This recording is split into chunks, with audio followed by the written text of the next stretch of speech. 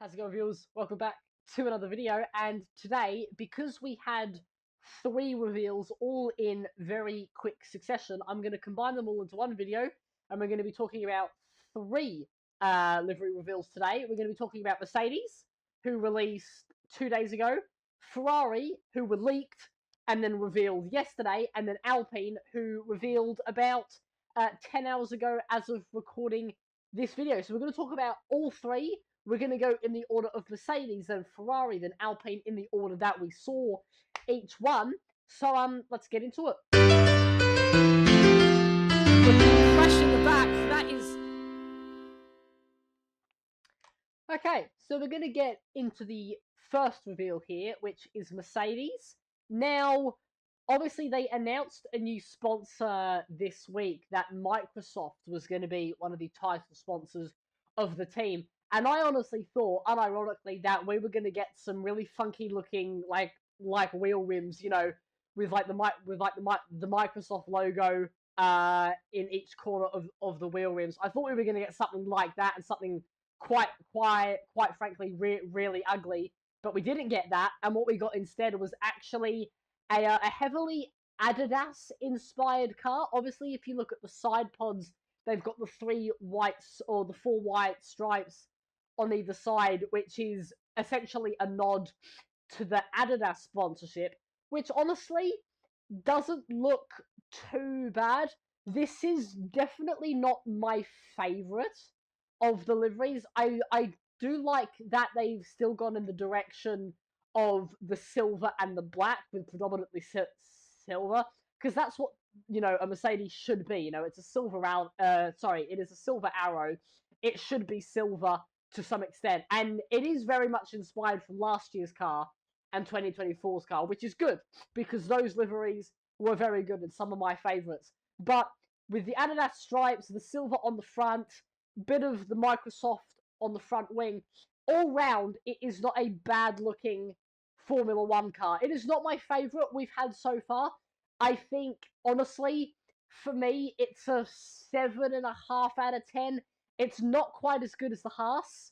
I do think it is a bit of a downgrade on last year's car, but it's not bad looking, which is good to see. I actually think the shape of the car is better than the livery itself. These 2026 cars look, as in terms of the chassis, look phenomenal. So it's a 7.5 out of 10 for me. I don't have too much to say on the Mercedes because it hasn't changed a whole lot since last year. But a fairly average livery, not too bad in the grand scheme of things. And we're going to move it on to Ferrari. Okay, so we are going to move along now. We're going to talk about Ferrari. Now, this is where I think I am going to get just a little bit controversial. A lot of people were saying they don't like the whites with the HP logo on top. It's not Ferrari, it's not red, all this kind of stuff. But I'm actually going to say, and I did say this with a few mates, I am actually a fan of this livery.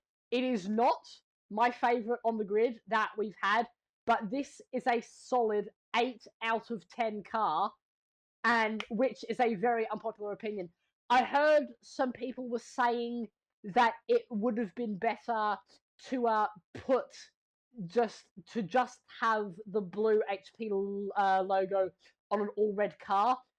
I don't agree with that, because blue and red are very contrasting colours, and getting blue and red to work together on a solid surface, especially a Formula One car, is not easy to do. Take a look at, you know, Williams in 1998 or BAR in 1999.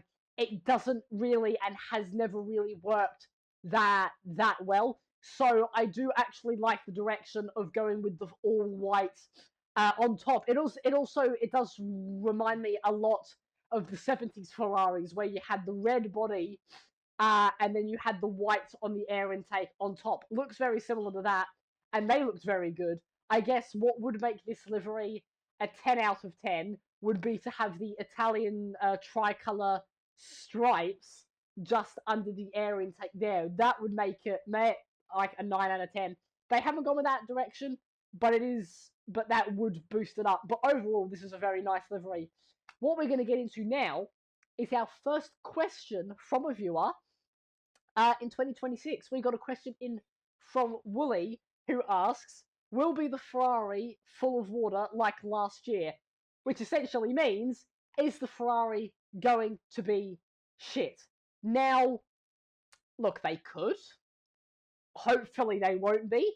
They were talking about things, going to a push rod suspension at the back for the first time in, 11 years, which could mean something. It doesn't normally mean anything because it's Ferrari and they are the biggest hype team on the grid, and they have always been very good at that. Will I think Ferrari are going to be good in 2026? I don't think so. I think it would take a bit of a miracle for Ferrari to be in the top 3 teams at every weekend. Obviously, we saw it in 2022 when they came out the blocks firing with a good car, but I don't see that happening again in 2026. I think they are probably going to be the 4th or 5th quickest team, depending on what Aston Martin can come up with. So I don't think they're going to be terrible by any means, but I don't think they're going to be that good either. But back to the livery, 8 out of 10 for me. I think it looks superb. A lot of people would disagree with me, but hey, that is an opinion, so we're going to go with it. And finally, let us move on to Alpine.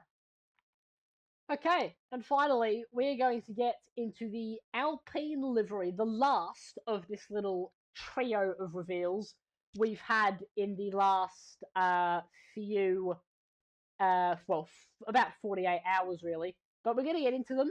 The event was kind of cool. From what I understand, it actually happened on a cruise ship, which, for those of you who don't know, I'm actually quite a big fan of ships and boats and things like that, which you might not know, but there you go. So I think that is quite a cool idea, something a bit different. But getting into the livery itself, not many changes from last year to this year. I've never really been a fan of the whole BWT sort of livery. It does look better on other cars, and when I say other cars, I mean, it looks good on like GT3s and things like that. On the Formula One cars, it's never looked that good, and I've never been a fan of the blue with the pink highlights. I always see BWT as like a pink color, so I think when Alpine decides to not go with a mostly pink livery, it is a bit of a shame. Also, because it would bring a lot of variety to the grid. But on the livery itself, it's mainly blue. It's got pink highlights on the engine cover and just beneath the wheels. It's honestly not a bit of a looker.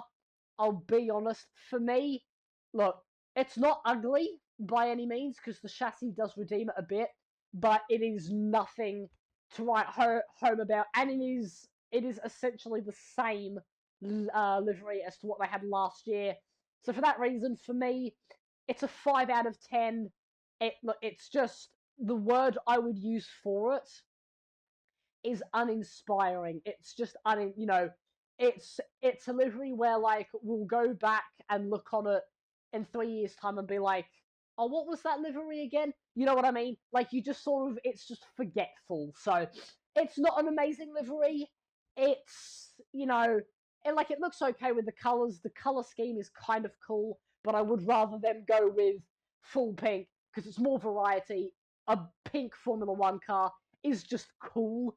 Like either way, it's just a cool idea to have a pink F1 car, sort of like how Force India did in 2017 and 2018. But for the most part, not that good. It's a 5 out of 10, and we are going to conclude it there. But that is going to do it for this video, everybody. Hopefully you all enjoyed. It's been another reveal video. We've only got a few teams left to do, which is very cool. We're getting to the end of the livery reveal season. We've only got Cadillac and a handful of others to go, and Cadillac I'm very excited for because I'm praying that it is going to be yellow, but we will have to see. But that is it from me. If you disagree with my ratings, please feel free to have a go at me in the comments. I'm always open to that. But anyways, stay safe, have an awesome day, make good choices, and I'm going to see you all in the next video. So take care, everybody.